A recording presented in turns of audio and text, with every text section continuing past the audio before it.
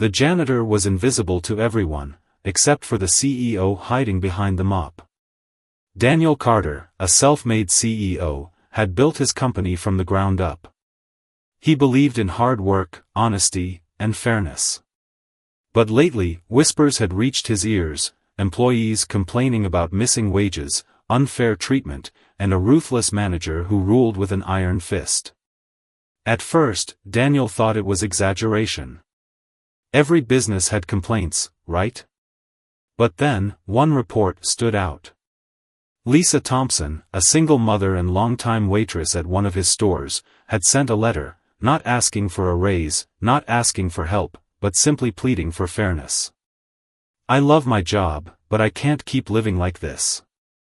My tips are disappearing, my hours are being cut, and when I ask why, I'm told to stop complaining or find another job.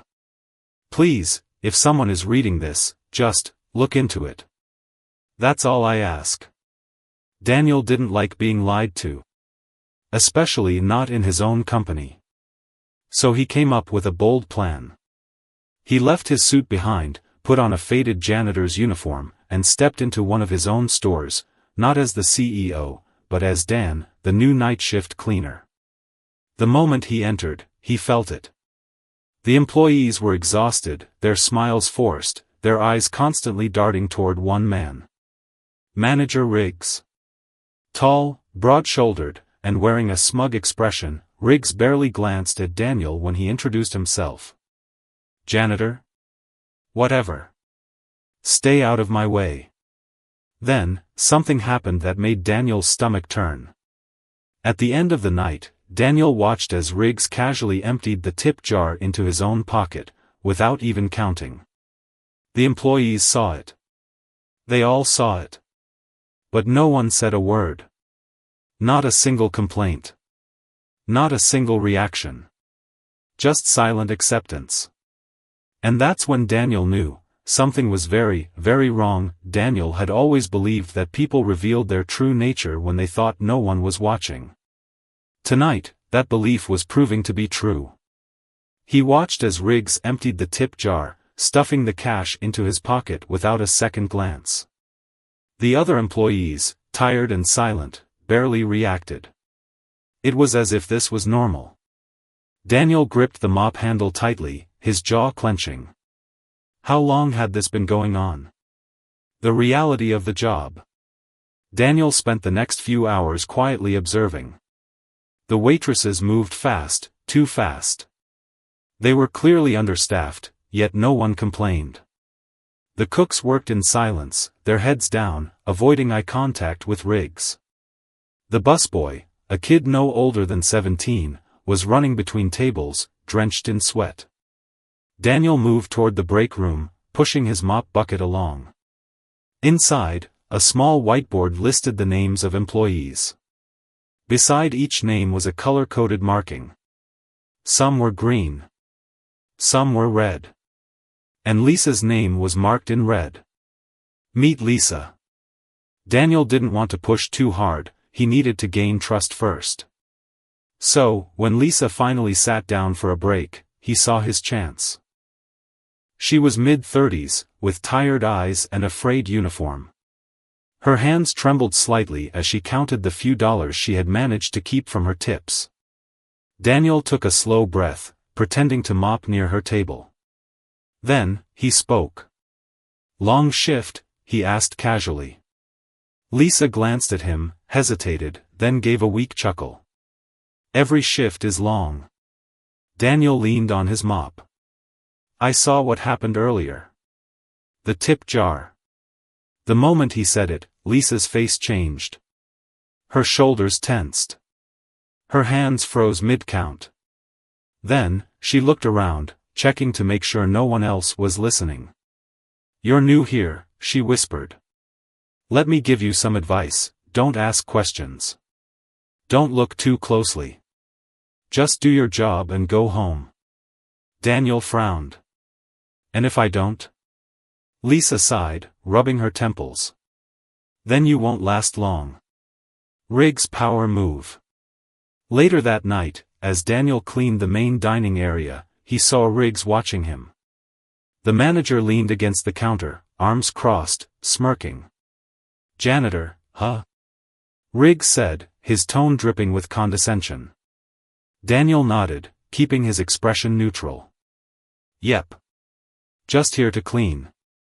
Riggs chuckled, shaking his head. "You new guys always ask too many questions at first. But don't worry, you'll learn. Or you'll be out of here faster than you can mop that floor." Daniel forced a polite smile. But inside, he was boiling. Riggs wasn't just a bad manager, he was a bully. And bullies only understood one thing. The first move. That night, as Riggs locked up and the employees shuffled out, Daniel made a decision. He waited until the store was empty. Then, he did something that would change everything. He walked over to the tip jar, and placed a $100 bill inside. A test. A trap. And Riggs took the bait. Riggs didn't hesitate. The moment the last employee left for the night, he strode over to the tip jar, glanced around, and snatched the cash like it was his own paycheck. Daniel, watching from the back room, felt his stomach turn. How many nights has he done this? But what disturbed him more than the theft, was the calmness. Riggs wasn't nervous. This wasn't a risk to him. It was routine. Fear in the air. The next morning, Daniel arrived early, pretending to mop the floors near the kitchen. The air was different. The employees weren't just tired. They were afraid. A busboy rushed past, head down, flinching when he saw Riggs walk in.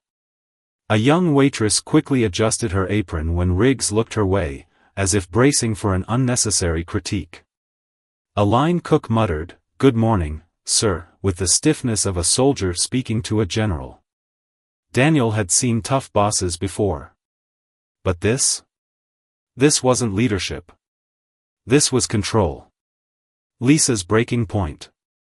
During lunch rush, Daniel saw Lisa trying to hide something.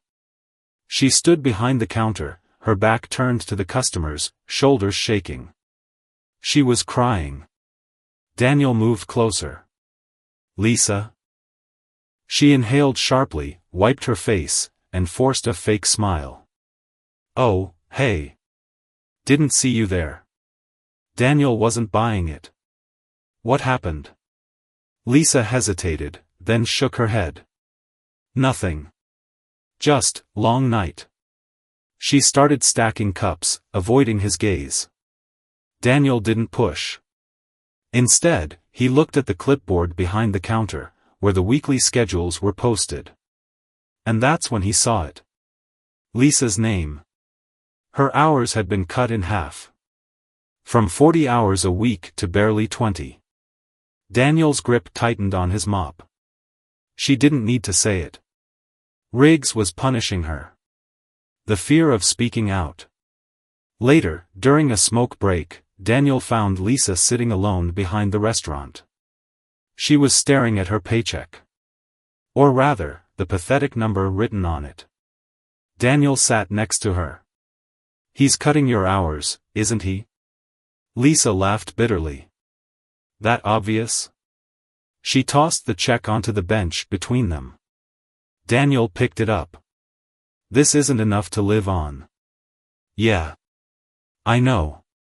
Lisa exhaled, rubbing her temples. "It's Riggs' way of keeping people in line. If you ask too many questions, if you make too much noise, he doesn't fire you. He just starves you out until you leave on your own." Daniel frowned. "Why not report him? Go to HR?" Lisa gave him a look. "HR? You think they care? You think they don't already know?" Daniel felt a chill. "What do you mean?" Lisa hesitated, then leaned in. "I knew a guy, Jeff. Hardworking. Single dad. He caught Riggs stealing and went to HR about it. You know what happened? 2 days later, Riggs found a reason to fire him. For what? Poor performance. No warnings. No second chances. Just, gone. Daniel's stomach sank. And HR did nothing? Lisa shook her head. HR isn't here to protect us. They protect the company. And if Riggs is bringing in profits, then he can do whatever he wants. The elderly dishwasher. That night, Daniel noticed another victim. Frank. Frank was pushing 70. He had worked in the company long before Riggs ever showed up. And Riggs hated him. "You're too slow, old man." Riggs snapped as Frank struggled to carry a heavy tub of dishes. "Maybe if you weren't paying me minimum wage, I could afford a gym membership," Frank muttered under his breath. Riggs' face darkened. "What did you just say?" Frank looked up. "Nothing, sir." Daniel saw it, the way Frank shrank under Riggs' stare. The way his hands trembled. He had seen this before. Abuse wasn't just about stealing money. It was about stealing dignity. And Riggs was an expert at both. Daniel's first real move. That night, as he locked up, Daniel made another decision. He walked into the break room, found the employee records, and pulled up Riggs' salary. Then, he cross-checked it with the store's revenue. And what he found made his blood run cold. Riggs was earning way more than a manager should. The missing tips? They weren't just pocket change. It was thousands of dollars. And even worse? Payroll records were being altered. This wasn't one bad manager. This was something bigger. And Daniel was about to prove it. Daniel sat in the break room long after the restaurant had closed, staring at the fraudulent numbers on the payroll report. Thousands of dollars missing. Fake overtime hours charged. Employees mysteriously quitting, on paper, but still showing up to work. This wasn't just about Riggs stealing tips. This was systemic. Someone was manipulating payroll records, siphoning money off employees' backs. And if Lisa was right, HR was either blind to it or actively covering it up. Daniel had seen enough. It was time to set a real trap. Testing the waters. The next day, Daniel arrived earlier than usual. Lisa was already there, rubbing her temples as she stared at another short-staffed schedule. "You're back early," she muttered. Daniel grabbed a mop. "Figured I'd help out," he said with a shrug. Lisa snorted. "Help? That's cute. Riggs doesn't do help. He does control." Daniel's grip tightened on the mop handle. What if someone stood up to him? Lisa's face went pale. "Don't." "Why not?" Lisa lowered her voice. "Because this place? It swallows people. You think Riggs is bad? He's nothing compared to who's protecting him." Daniel didn't respond. Because he already had a plan. The first bait. During the lunch rush, Daniel did something bold. He placed another crisp $100 bill in the tip jar.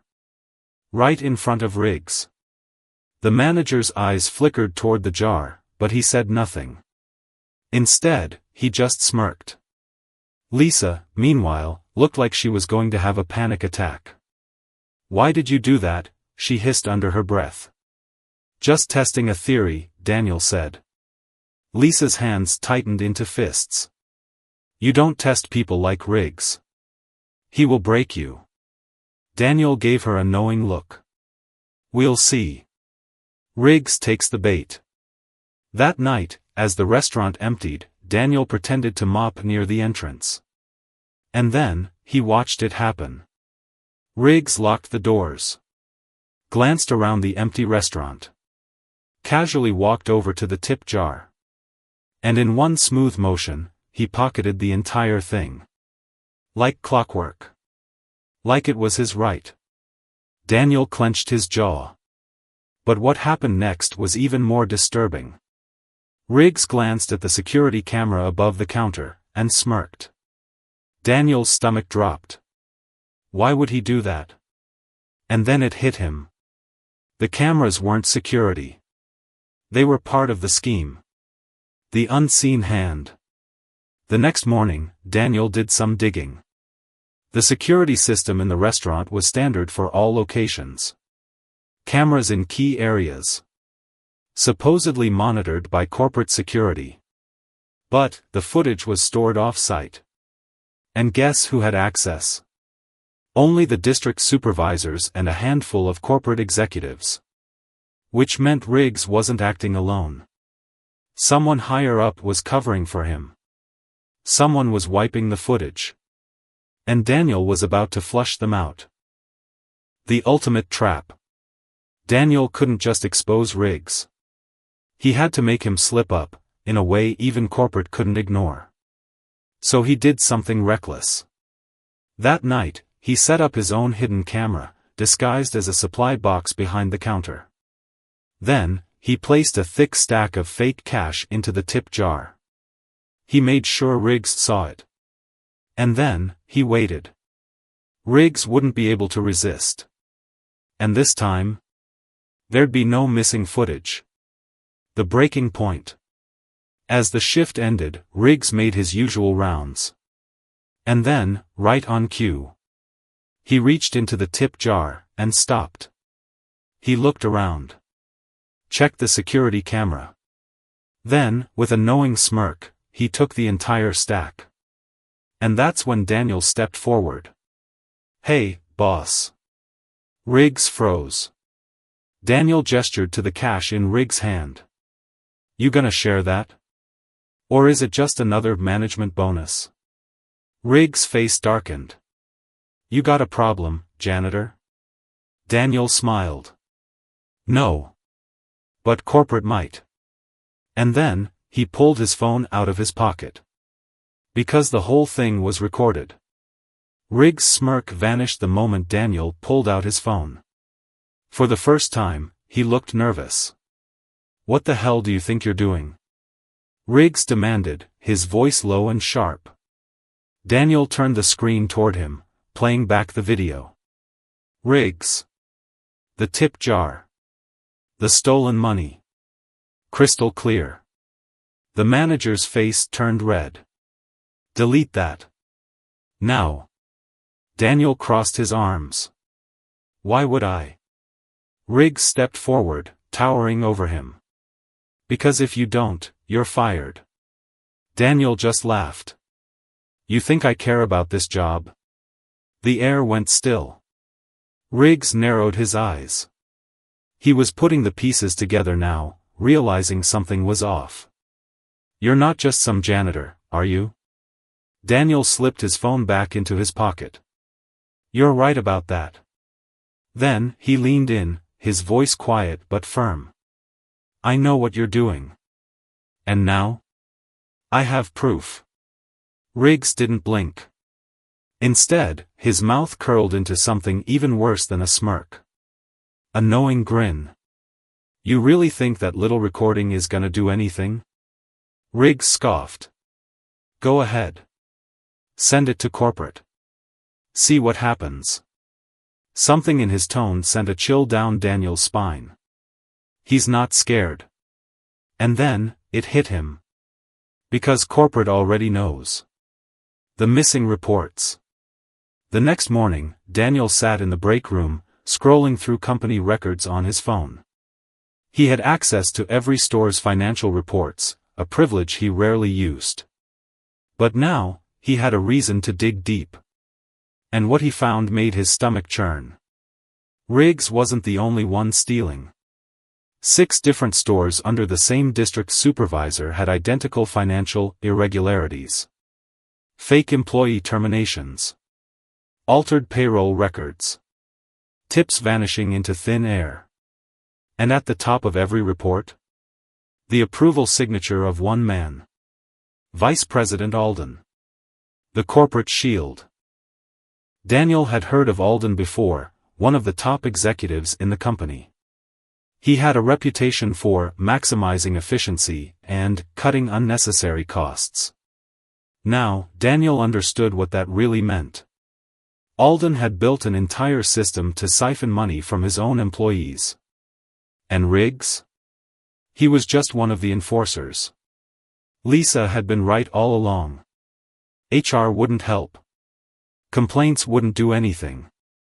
Because this corruption went all the way up. If Daniel wanted to take Alden down, he needed more than just one video. He needed a full-blown corporate disaster. The whistleblower. Daniel knew he couldn't do this alone. So, he went to the one person who had nothing left to lose. Lisa. She was on break, sitting outside, nursing a cheap cup of coffee. When she saw Daniel, she sighed. Let me guess. You're about to do something stupid. Daniel sat beside her. Probably. Lisa took a sip of coffee. Go on. Daniel pulled out his phone and showed her the reports. Lisa's eyes widened. Wait, this isn't just us. Daniel shook his head. This is bigger than Riggs. He's part of something much worse. Lisa stared at the screen. Then, she did something Daniel didn't expect. She laughed. A short, bitter laugh. I knew it. Knew what? Lisa exhaled, shaking her head. That's why they don't fire him. That's why HR doesn't do anything. He's not the problem, he's just the guy holding the leash. She looked at Daniel, something fierce in her eyes. What do we do? Daniel hesitated. Then, he said the one thing that could change everything. We go public. The leak. That night, Daniel transferred all the records, the stolen wages, the fake terminations, the missing tips, onto a secure drive. Then, he sent it to the one place Alden couldn't control. A journalist. And not just any journalist. One who specialized in corporate fraud. Someone who had taken down bigger companies than his. Daniel had just lit the fuse. And soon, the whole company was going to burn. The reckoning begins. The next day, things felt different. Riggs was unusually quiet. Lisa kept checking her phone, waiting for the story to drop. The employees sensed something was coming, but they didn't know what. Then, it happened. A breaking news headline hit the internet. Major corporate wage theft scandal exposed, millions stolen from employees. Daniel's phone buzzed. Lisa had sent a text. You did it. But it wasn't over. Because now? Alden knew exactly who to blame. The story spread like wildfire. By noon, the restaurant was buzzing. Employees huddled in corners, whispering. Phones pinged non-stop with new articles. Customers walked in, staring at their screens, some even asking questions. The headline was everywhere. Multi-million-dollar wage theft scandal, corporate execs under fire. Daniel watched from behind the counter as Lisa scrolled through the article, her hands shaking. They printed everything, she whispered. The stolen tips, the fake firings, the payroll fraud, it's all in here. She looked up at him, eyes wide with something between shock and hope. This is actually happening, isn't it? Daniel nodded. Yeah. And it's about to get worse. Riggs loses control. At exactly 2 p.m., the front doors slammed open. Riggs stormed in, his face flushed red, veins bulging in his neck. His phone was still in his hand. Every employee went silent. Lisa froze. Daniel just watched. Everyone. Riggs roared. You think this is funny? You think you can spread lies about me? He threw his phone onto the counter. The screen flickered with the news report. No one moved. No one spoke. Then, Lisa stood up. It's not a lie. Riggs snapped his head toward her. Excuse me? Lisa didn't back down. It's not a lie. It's the truth. And now? Everyone knows. The employees shifted. They weren't afraid anymore. They were angry. The staff revolts. Riggs felt it. The shift in power. His employees weren't cowering anymore. They were standing up. You think this changes anything? Riggs sneered. You people are nobodies. You think some internet article is going to bring me down? Daniel stepped forward. It's not just an article, he said calmly. Riggs whirled on him. Oh, look. The janitor wants to play hero. You think I don't know you're behind this? Daniel smiled. I don't know what you're talking about. I'm just here to clean. Riggs snarled. You're fired. The words echoed. Then, something unexpected happened. No. Daniel turned. Lisa had stepped beside him. You can't fire him, Riggs. Riggs laughed bitterly. Oh yeah? And why not? Lisa met his gaze, her voice steady and strong. Because he's not a janitor. The unmasking. The words hung in the air. Employees glanced at Daniel, confused. Riggs froze. And then, slowly, Daniel took a step forward. My name is Daniel Carter. He reached into his back pocket and pulled out his business card. I'm the CEO of this company. Gasps rippled through the staff. Someone dropped a tray in the kitchen. Lisa covered her mouth. Riggs went pale. No, that's not possible. Daniel tilted his head. Why? Because you thought no one at the top would notice what you've been doing? Riggs stumbled back. Daniel pressed forward. Because you thought I'd never see you stealing from the very people who keep this business running? Riggs' breathing turned shallow. Daniel smiled. Surprise. Riggs' last move. For the first time, Riggs looked afraid. Then, his face hardened. This is illegal. You set me up. Daniel didn't blink. Oh, you mean, like the fake resignations? The stolen wages? The threats? He pulled out his phone, tapped the screen. The break room speakers buzzed to life. And then, Riggs' own voice played. HR doesn't do anything. If they complain, we cut their hours. If they fight back, we fire them. Every employee turned to stare at Riggs. He was caught. But he wasn't done yet. You think you've won? Riggs spat. I'm not the one in charge. You go after me, and you'll be buried before you even make it to court. Daniel's expression didn't change. Oh, I know. Then, he pulled up another file. Alden's name. His approval signatures. The entire fraudulent scheme. Daniel looked Riggs dead in the eyes. And I know exactly where to strike next. Riggs' downfall. The moment corporate saw the evidence, Riggs was done. He was fired on the spot. But that wasn't enough. Daniel made one last call. To the authorities. And as the police arrived, Riggs finally realized. There was no one left to protect him.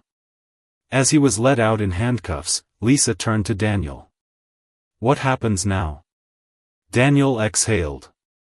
Now? He glanced at the corporate headquarters email on his phone. We go after the real villain. Because Alden was next, Daniel knew Riggs was just a pawn.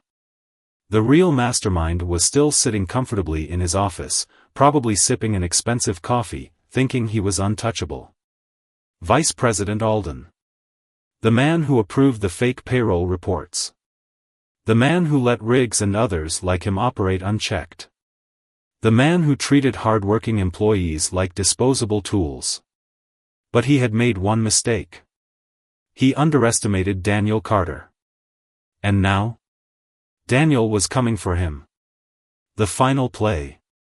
Daniel spent the next 24 hours gathering everything he had. Employee testimonies. Payroll fraud records. The leaked news reports. He compiled it all into one airtight, bulletproof document. Then, he made one call. Not to Alden. Not to corporate. But to the board of directors. A surprise visit. The next morning, Daniel walked into corporate headquarters. No janitor's uniform. No mop. No disguise. Just a CEO on a mission. The receptionist's eyes widened as he approached. "Mr. Carter. I wasn't expecting you. Is Alden in his office?" Daniel asked calmly. She hesitated. He's in a meeting, but... Daniel walked past her. Straight to Alden's office. Straight through the door. And there he was. Alden. Sitting at his desk. Laughing with two other executives. The moment he saw Daniel, his smile dropped. "Carter," he blinked. "What the hell are you doing here?" Daniel tossed the folder onto Alden's desk. "Read it." Alden frowned, flipping through the pages. And then, his expression changed. Panic. Real panic. "Where did you get this?" he demanded. Daniel crossed his arms. "Doesn't matter. What matters is, every name in that file. Every person you stole from. They know now. And soon. So will the board." Alden slammed the folder shut. "You can't prove anything." Daniel pulled out his phone. "Actually, I already did." And then, he hit send.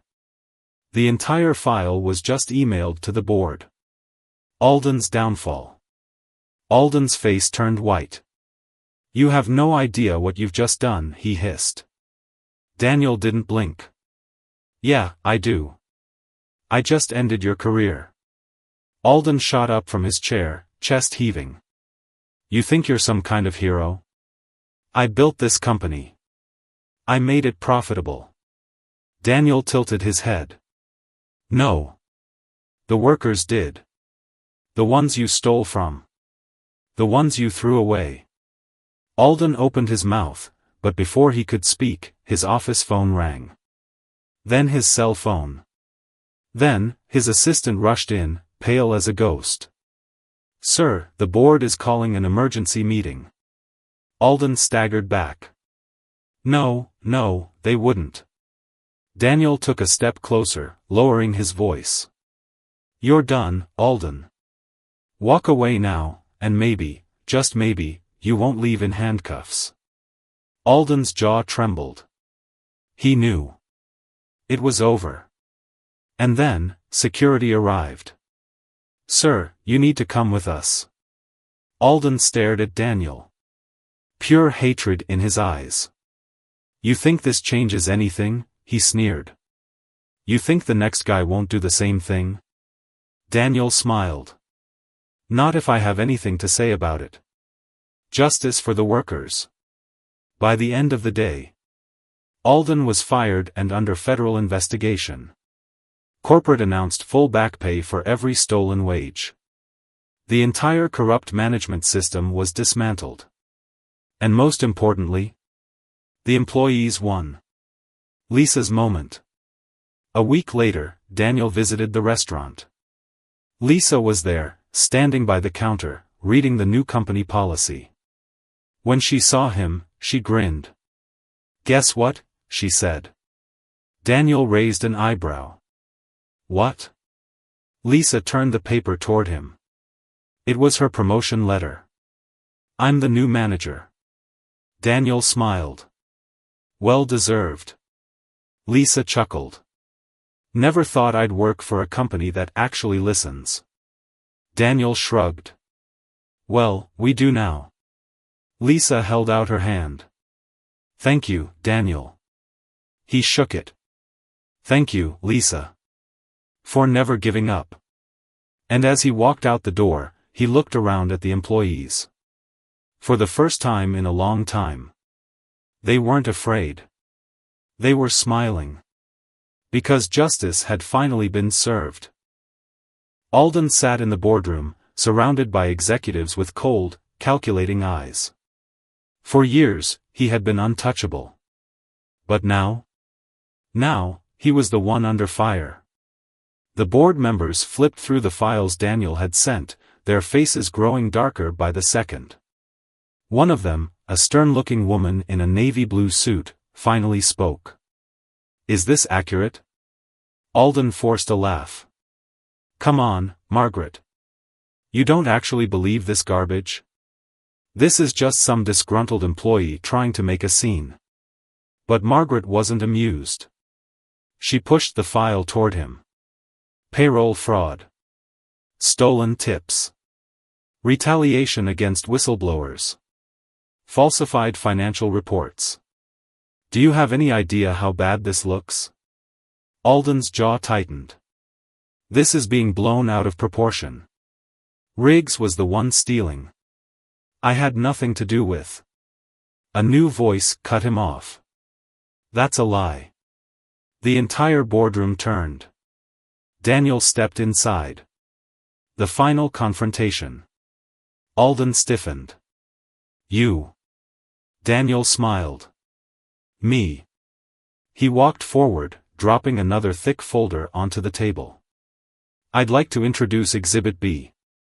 Alden's hands curled into fists. You're not supposed to be here. This is an executive meeting. Margaret tilted her head. And last I checked, Mr. Carter is an executive. Isn't that right? Alden's nostrils flared. Daniel sat down, calmly flipping open his new file. This isn't just about Riggs, he said. I found the altered payroll reports, the missing employee records, the ghost salaries. He turned a page. But what really interests me? He slid a single sheet of paper across the table. Is this? Alden glanced at it. Then, his face drained of color. It was an approval signature. His signature. Approving fraudulent pay adjustments across multiple stores. Margaret picked up the paper, her expression unreadable. This is your signature, isn't it?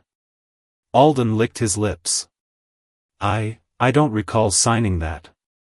Daniel leaned forward. That's funny. Because I have 12 more just like it. He tapped the file. And I'm sure the auditors will find even more. Alden's last card. Alden was trapped. He could see it in their eyes.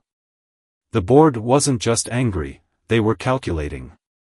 Weighing their options. Deciding if Alden was worth protecting. And he knew the answer. All right, he snapped. You want someone to take the fall? Fine. I'll resign. Quietly. But Daniel shook his head. That's not good enough. Alden narrowed his eyes. You think you can force me out? Daniel smirked. I don't need to. The SEC is already investigating. Oh, and I made sure to leak everything to the press. By tomorrow, your face will be everywhere. Alden's hands shook with rage. Margaret sighed, flipping the folder shut. Effective immediately, Mr. Alden, you are terminated from this company. Permanently. Alden's mouth fell open. You can't. Security. Two large men in suits entered the room. Alden's face contorted with fury. This isn't over, he hissed at Daniel. You think you've won, but companies like this? They don't change. Someone else will replace me, and it'll all happen again. Daniel just smiled. Not this time. And as Alden was dragged out, kicking and screaming, Daniel knew. It really was over. A new beginning. The fallout was immediate. Alden was arrested for corporate fraud. Every employee affected by wage theft was repaid, every last cent. HR was restructured from the ground up. And most importantly, Riggs and his kind were gone. For the first time in years, the company wasn't just a business. It was a place worth working for. Lisa's moment. 1 week later, Daniel walked into Lisa's restaurant. She was behind the counter, reading a new company policy. When she saw him, she grinned. "Guess what?" Daniel raised an eyebrow. "What?" Lisa turned the paper toward him. It was her promotion letter. "I'm the new manager." Daniel smiled. "Well deserved." Lisa chuckled. "Never thought I'd work for a company that actually listens." Daniel shrugged. "Well, we do now." Lisa held out her hand. "Thank you, Daniel." He shook it. "Thank you, Lisa. For never giving up." And as he walked out the door, he looked around at the employees. For the first time in a long time. They weren't afraid. They were smiling. Because justice had finally been served for the first time in years, the company felt alive again. The employees smiled when they walked into work. The customers noticed the change. And most importantly, the fear was gone. Daniel stood near the counter, watching Lisa move with confidence as the new store manager. She wasn't hesitant anymore. She wasn't walking on eggshells. She was thriving. And that made everything worth it. The final cleanup. The aftermath of Alden's downfall sent shockwaves through the corporate world. The company implemented strict protections against wage theft. A new HR team was hired, one that actually listened to employees. And most importantly, the workers finally had a voice. No more fear. No more stolen wages. No more corrupt managers. For the first time, the business was running the way it should have been all along. And Daniel? He wasn't just a CEO anymore. He was a leader. One last goodbye. On his way out, Daniel noticed someone sitting alone at a booth. Frank. The elderly dishwasher who had suffered in silence for years. Daniel walked over and sat down across from him. "How's retirement treating you?" he asked. Frank chuckled, taking a sip of coffee. "Not bad. Never thought I'd see the day where I could actually sit in this place and relax." Daniel smiled. "You deserved better, Frank. All of you did." Frank studied him for a moment. "I worked for a lot of bosses, kid. Most of them only cared about numbers. You? You actually gave a damn." Daniel leaned back, exhaling. "Someone had to." Frank nodded, setting down his coffee. "Then maybe you ought to teach the next guy to do the same." Daniel raised an eyebrow. "What do you mean?" Frank gave him a knowing smile. "You're one man, Carter. But you just proved something important." He leaned forward. "That good bosses exist. And if one of them can make a difference, imagine what a whole damn army could do." Daniel sat in silence, letting those words sink in. Maybe Frank was right. Maybe this wasn't just about fixing one company. Maybe this was about changing everything. The life lesson. As Daniel stepped outside, he took one last look at the restaurant. The place where he had uncovered corruption. Where he had seen the worst in management. Where he had found the best in people like Lisa and Frank. And he realized something. A business isn't built on numbers. It's built on people. If you treat them like disposable tools, they will break. But if you treat them with respect and fairness, they will build an empire for you. Daniel pulled out his phone. A message from corporate. "Employees want to meet with you. They have ideas for how to improve things." Daniel smiled.